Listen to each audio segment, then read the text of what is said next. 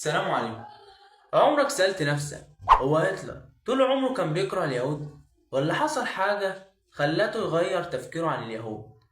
من خلال كتاب ماين كامف، فهتلر كتب لنا بنفسه وأثبت لنا إن كرهه لليهود ما كانش مجرد رأي شخصي، ولكن مجموعة أوهام مرتبطة ببعضها وصلته للحالة اللي كان عليها.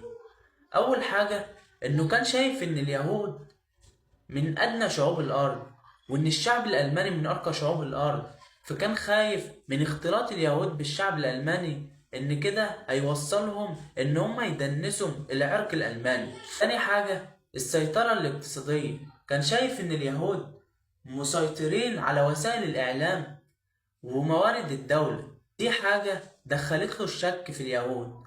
تالت حاجة إن اليهود طول عمرهم بيخافوا من الحروب، خوفهم أدى لضغوط داخلية في الدولة الألمانية، أدت لأن ألمانيا تنسحب من الحرب العالمية الأولى، وإنها ما خسرتش في أرض المعركة بل إنها انسحبت.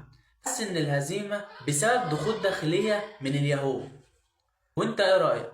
فعلا هتلر كان مقتنع إن هو بيكره اليهود، ولا كان شايف إن هي مجرد شماعة علشان يعلق عليها خسارة الألمان من الحرب العالمية الأولى ويلم داعمين حواليه؟